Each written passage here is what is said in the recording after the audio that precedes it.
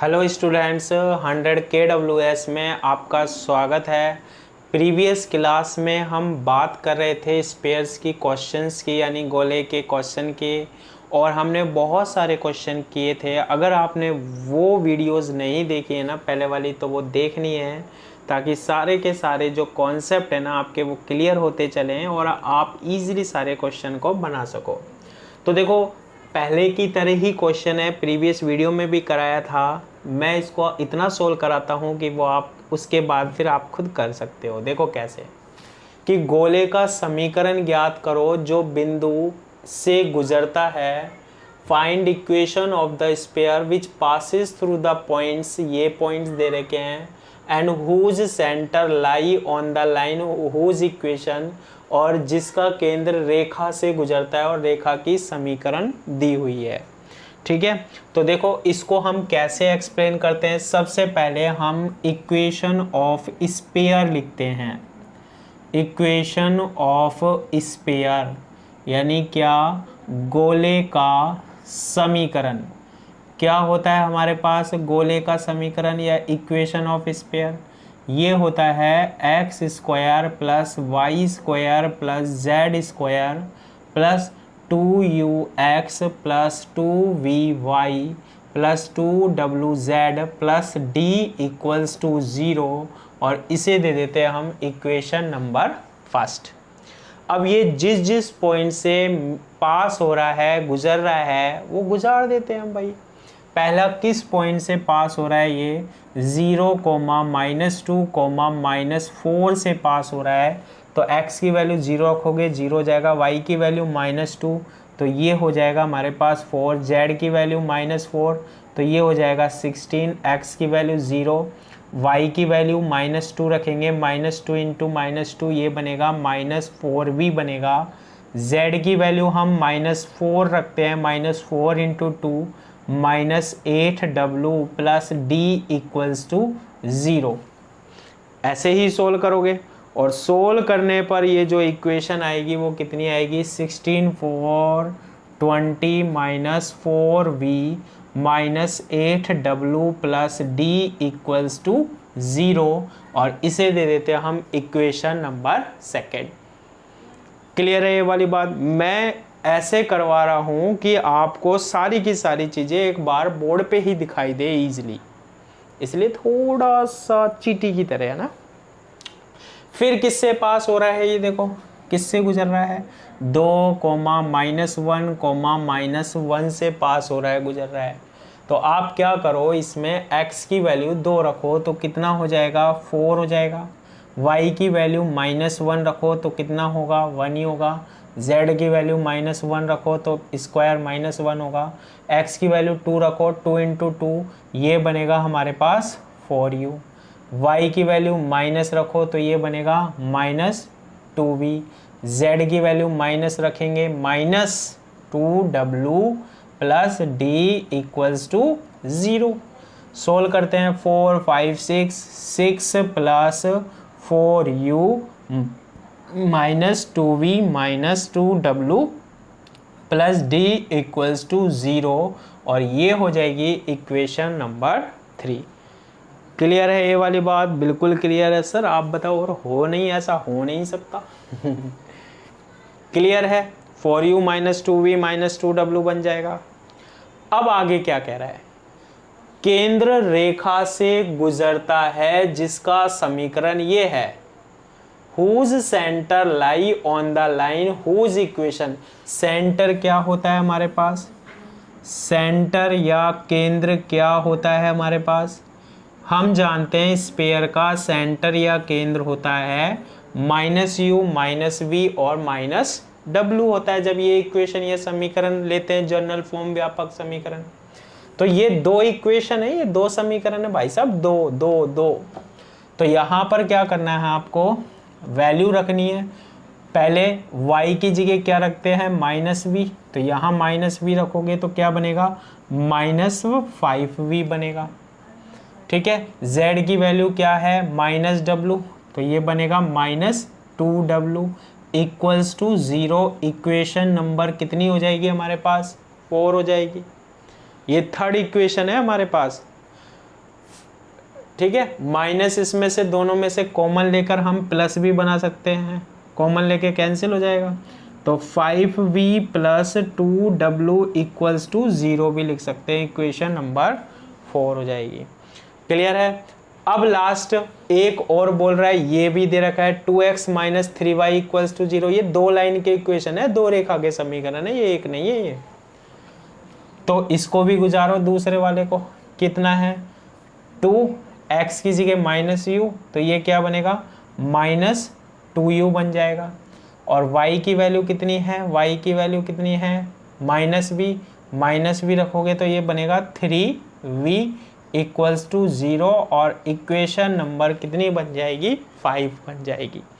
अब देखो ये जो है इन इक्वेशन 2, 3, 4, 5 सोल्व करने का तरीका मैंने पहले भी बताया था, नहीं तो सोल्व कर सकते हो, इसमें तो ज़्यादा कुछ नहीं है। 2, 3, 4, 5 अगर सोल्व नहीं होता है ना तो प्रीवियस वीडियो एक बार जाके देख लेना कैसे सोल्व करते हैं, या यार आप सीधा यहाँ से इनको जोड़ के ऐड करके चारों को d की वैल्यू उठा के वैल्यू निकालना, या प्रीवियस वीडियो देखना। मैं तो सीधा यहाँ पर वैल्यू लिखूंगा क्योंकि मैंने आपको मान बताया था निकालना। u की वैल्यू तो यहाँ पर आएगी कितनी -3 आएगी, u की वैल्यू तो -3, v की वैल्यू आपको मिलने वाली है -2, w की वैल्यू कितनी आएगी 5। मैं इसलिए बता रहा हूँ ताकि जब आप सोल्व करो इनकी वैल्यू तो आप कवर कर सकते हो। और d की वैल्यू कितनी आएगी 12, इतना तो आना चाहिए यार। अब कहाँ रखें ये वैल्यू, इक्वेशन फर्स्ट में, फ्रॉम इक्वेशन फर्स्ट यानी कि समीकरण 1 से। और समीकरण 1 में ये वैल्यू रखेंगे तो क्या बनेगी x square y square plus z square. u की वैल्यू कितनी है -3, यहाँ रखो तो -6x हो जाएगा। v की वैल्यू कितनी है -2, माइनस कितना हो जाएगा 4y हो जाएगा। और w की वैल्यू कितनी है 5, तो ये हो जाएगा 10z हो जाएगा। और d की वैल्यू कितनी मिलने वाली है आपको 12 इक्वल्स टू 0। जिसने पहले वाली वीडियो नहीं देखी है वो देखे, या सीधा u v w की वैल्यू इन क्वेश्चनों को सोल्व कर ले समीकरण को, तो आप फाइंड आउट कर सकते हो। यही हमारा क्या होगा यहाँ पर इक्वेशन ऑफ स्पेयर होगा, मीन्स गोले का क्या होगा समीकरण होगा। इक्वेशन ऑफ स्पेयर यानी गोले का समीकरण है। क्लियर है ये वाली बात। इसके बाद हम नए टाइप का क्वेश्चन लेते हैं इसके बाद, ठीक है। तो मैं वीडियो को पॉज करता हूं, क्वेश्चन लिखता हूं, फिर सोल्व करते हैं हम। तो देखो नेक्स्ट क्वेश्चन लिखा हमने कि अचर त्रिज्या k का एक गोला मूल बिंदु O से गुजरता है। A sphere is passes through origin and has constant radius k। निर्देश अक्षों को ए बी सी पर काटता है and cuts the coordinate axis in the points A B C. ये क्वेश्चन तो हमने पहले बनाया था प्रीवियस वीडियो में, अगर देखो तो आप बिल्कुल एज इट इज यही लाइन थी वहां पर भी। बस अभी हमें यहाँ क्या प्रूव करना है, सिद्ध करो कि ओ से समतल ए बी सी पर खींचे गए लंब के पाद का बिंदु पथ ये होगा। Prove that the locus of the fit of the perpendicular drawn from O to the plane ABC is given by, ये आना चाहिए।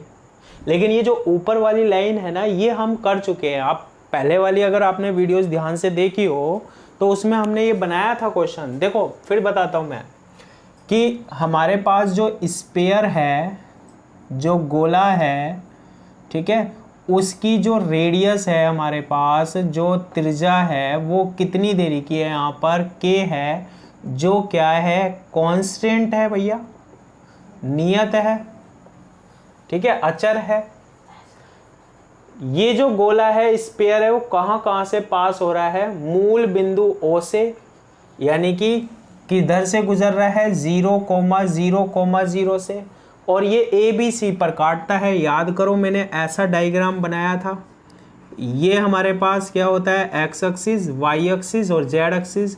एक्स एक्सिस को कहाँ काटता है ये a,0,0 पर। सपोज करो वाई एक्सिस को कहाँ, ये डिस्टेंस या दूरी कितनी होगी केवल y एक्सिस का कोऑर्डिनेट्स या निर्देशांक होगा 0, b, 0 और z अक्ष का क्या होगा 0, 0, c होगा।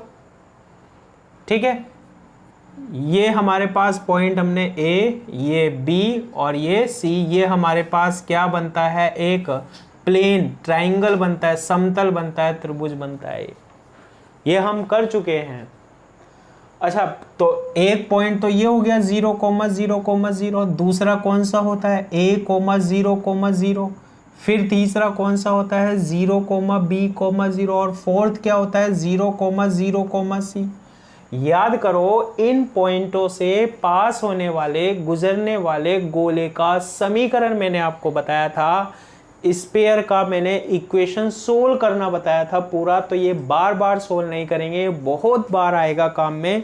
तो सीधा याद रखना है कि इक्वेशन ऑफ स्पेयर इस कंडीशन के लिए क्या निकल के आता है, क्या फाइंड आउट होता है, गोले का जो समीकरण होता है वो हमारे पास आएगा x² plus y² plus z² minus ax minus by minus cz equals to 0। ये स्पेशल कंडीशन है, फिक्स कंडीशन है, याद रखना है। x² plus y² plus z² minus ax minus by minus cz equals to 0। कब? जब इन पॉइंटों से, इन बिंदुओं से गुजरता है। क्लियर है हमारे पास? बिल्कुल क्लियर है, बिल्कुल क्लियर है ना। अब यहाँ पर देखो, ये जो इक्वेशन आई थी हमारे पास गोले की, ये जो गोले की समीकरण आई थी, यहाँ से हम u, v और w की वैल्यू भी फाइंड आउट कर सकते थे। क्या निकल के आती थी? याद करो, u की वैल्यू आई थी -a/2, v की वैल्यू कितनी आई थी -b/2 और W की वैल्यू कितनी आती है -c/2 आती है। अगर ऐसे पता नहीं लगे तो इसको मेन इक्वेशन से कंपेयर कर लेना। मेन इक्वेशन या समीकरण क्या होती है? x² plus y² plus z² minus 2x 2by 2wz, उससे d बराबर 0 से कंपेयर कर लेना। तो क्या बनेगी? x² y² z² minus ax minus by और माइनस cz इक्वल्स टू 0, जहाँ u, v, w की वैल्यू ये फाइंड आउट हुई थी। ये हमने पहले की वीडियो में किया हुआ है। अब देखो, जब आपको ये सारी चीज फाइंड आउट करी है, तो इसके लिए हमने वहां पर त्रिज्या भी निकाली थी, रेडियस भी निकाली थी। क्या होता है रेडियस या त्रिज्या का फॉर्मूला? यहाँ k दिया हुआ है, root u² plus v² plus w² minus d। आप देखना, ये सब करा रखा है मैंने। तो k इक्वल्स टू u की जो वैल्यू होती है वो कितनी है -a/2 होती है इस केस में, v की वैल्यू होती है -b/2 होल स्क्वायर और w की वैल्यू होती है -c/2 का होल स्क्वायर। और सोल्व करते हैं, k दोनों साइड का स्क्वायर कर दो, k² इक्वल्स टू, ये रूट हट जाएगा, a²/4 plus b²/4 plus c² कितना बन जाएगा? 4 बन जाएगा। ठीक है, ये 4 हम यहाँ पर मल्टीप्लाई करते हैं, चेक कर लेना, यही आएगा। पहले वाली वीडियो में भी कराया है, बिल्कुल सेम प्रोसीजर, यहाँ तक यही सोल्व होगा ही होगा, है ना। अब आगे क्या बोल रहा है वो देखो, सिद्ध करो कि प्रूव दैट O से, ये रिया हमारे पास O से समतल ABC, जैसे ये प्लेन जो दिखाई दे रहा है, ये ओरिजिन है, मूल बिंदु है इस प्लेन पर, इस समतल पर खींचे गए लंब, यानी कि क्या बोल रहा है हमारे पास, prove that the locus of the foot of the perpendicular drawn from O to the plane ABC। ये जो प्लेन ABC बना है, ये जो समतल है, इससे O से हम इस पर एक परपेंडिकुलर डालेंगे, लंब डालेंगे, और जहां पर ये डलेगा ना परपेंडिकुलर ये लंब, उसका जो फिट पॉइंट है, पाद बिंदु है, उसका लोकस फाइंड आउट करना है, उसका बिंदु पथ ज्ञात करना है। अगर मैं इस डायग्राम को अलग से आइडेंटिफाई करने की कोशिश करूं तो हम ऐसे कह सकते हैं, ये एक प्लेन है, समतल है ये इस तरीके का, ठीक है, और इस पर हम ये जो O है इससे क्या कर रहे हैं, परपेंडिकुलर डाल रहे हैं, लंब डाल रहे हैं। और ये कौन सा बिंदु है, ये पाद बिंदु है, ये फिट पॉइंट है ये, ठीक है। तो ये क्या है हमारा, एक ABC एक त्रिभुज है, ट्राइंगल है, ये भी तो हमारे पास समतल होता है, प्लेन होता है, यानी प्लेन पर हमने क्या डाला है, परपेंडिकुलर डाला है, लंब डाला है। तो सबसे पहले हम इसके कोऑर्डिनेट्स, किसी भी बिंदु के कोऑर्डिनेट्स होते हैं, निर्देशांक होते हैं। सपोज करो इसके कोऑर्डिनेट्स या निर्देशांक जहां पर ये डला है वो FGH है। क्या है कोऑर्डिनेट्स या निर्देशांक FGH, कौन से पॉइंट के, पाद बिंदु के, यानी कि फिट पॉइंट के। क्लियर है ये वाली बात। अब किस पर डाला है, प्लेन या समतल पर। प्लेन या समतल का इक्वेशन क्या होगा, प्लेन या फिर समतल का समीकरण मेरे को बता दो क्या होगा। कहाँ कहाँ काट रहा है ये ABC अक्षों को, A पर, B पर और C पर।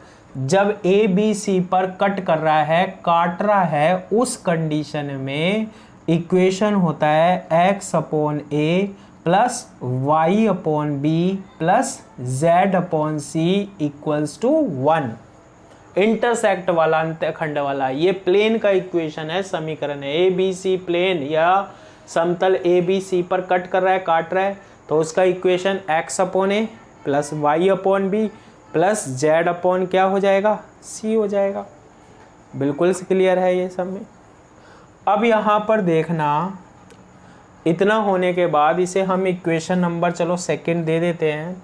इतना हो जाए उसके बाद देखना, ये जो परपेंडिकुलर डाला है हमने, लंब डाला है, ये एक लाइन है, रेखा है। कहाँ से डाली है ये लाइन या रेखा, 0,0,0 से। तो आपको इक्वेशन ऑफ लाइन पता होनी चाहिए, यानी रेखा का समीकरण पता होनी चाहिए, ये वाली इक्वेशन ऑफ लाइन। किसी भी रेखा का समीकरण क्या होता है, x minus x1 upon L, y minus y1 upon M और z माइनस z1 अपॉन क्या होता है, n होता है। क्लियर है, x minus x1 upon L, y minus y1 upon M और z minus z1 upon n होता है, ठीक है। और आपने एक प्लेन का इक्वेशन और समीकरण भी सुना होगा, ये भी होता है, याद हो तो, Lx प्लस के My plus Nz equals to क्या, P। तो देखो यहाँ x तो एज इट इज आएगा, कहाँ से आ रही है ये लाइन या रेखा, 0,0 से, तो x1 की वैल्यू 0 अपॉन L। इस इक्वेशन से कंपेयर कर लो, L की वैल्यू कितनी होगी, 1 अपॉन A होगी। फिर आएगा प्लस y1 की वैल्यू भी 0 से आ रही है लाइन या रेखा, b की वैल्यू क्या होगी, कंपेयर कर लो, y का कोफिशिएंट या गुणांक m होता है जो 1 अपॉन क्या होगा, b होगा, ठीक है। और इसके बाद z1 की वैल्यू 0, n कंपेयर कर लो क्या होगा, nz होता है, तो n की वैल्यू क्या होगी, 1 अपॉन c होगी। क्लियर है, यानी ये लाइन का इक्वेशन हमने फाइंड आउट कर लिया। लाइन के, रेखा के किसी बिंदु के अगर कोऑर्डिनेट्स फाइंड आउट करने हो, किसी भी बिंदु के निर्देशांक ज्ञात करने हो, तो इसको किसके इक्वल मानना, हमेशा कांस्टेंट के इक्वल मान लेना। कोई लाइन या रेखा का समीकरण ये होता है, अगर इस रेखा या लाइन के किसी पॉइंट के, किसी बिंदु के निर्देशांक ज्ञात करने हैं तो उसको लैम्बडा के इक्वल मानना पड़ता है। जैसे हमें इस पॉइंट के निर्देशांक ज्ञात करने हैं, इस पॉइंट के जो प्लेन या समतल पर है, वही तो हमारा पाद बिंदु है, फिट पॉइंट है, तो हम इसको किसके इक्वल मान लेते हैं, लैम्बडा के इक्वल मान लेते हैं। ऐसा करने पर, जब हम इसको लैम्बडा के इक्वल मान लेंगे, ऐसा करने पर x की वैल्यू क्या आएगी, लैम्बडा अपॉन ए, y की वैल्यू क्या आएगी, लैम्बडा अपॉन बी, और z की वैल्यू क्या आएगी हमारे पास, lambda upon c, where lambda is a constant. Lambda क्या है हमारे पास, नियतांक है, ठीक है, लैम्बडा क्या है हमारे पास, नियतांक है। अब आगे सुनना, इसी लाइन या रेखा का, इसी लाइन या रेखा का, रेखा किस पर है, लाइन किस पर है, इस प्लेन या समतल पर भी है। रेखा या लाइन किस पर है, इस प्लेन या समतल पर भी है, और समतल के, समतल या प्लेन के जिस पॉइंट पर ये आ रही है उसके कोऑर्डिनेट्स या निर्देशांक एफ जी एच है, यानी लाइन का, रेखा का ही एक पॉइंट है एफ जी एच। तो हम यहाँ पर क्या रख सकते हैं कि x की वैल्यू क्या पुट कर सकते हैं हम, f equals to lambda upon a। फिर लाइन या रेखा का एक पॉइंट यहाँ भी तो होगा, ये जो प्लेन या समतल को सेटिस्फाई कर रहा है, संतुष्ट कर रहा है, उस पर टच कर रहा है, और प्लेन या समतल पर जहाँ टच करता है उसका कोऑर्डिनेट से निर्देशांक एफ जी एच, यानी x की वैल्यू f, x का ही एक पॉइंट या बिंदु है। ऐसे ही y की वैल्यू g लिखेंगे लैम्बडा अपॉन b, और z की value h lambda upon c। तो यहाँ से किसकी वैल्यू मिल जाएगी हमें, f g h की वैल्यू फाइंड आउट हो जाएगी। क्लियर है ये वाली बात, किसकी वैल्यू फाइंड आउट हो जाएगी, f g और h की। ये हमारे पास किसके कोऑर्डिनेट्स हो जाएंगे, निर्देशांक हो जाएंगे f g h, जिसे हम बोलते हैं पाद बिंदु या फिर हमारे पास फिट पॉइंट बोलते हैं।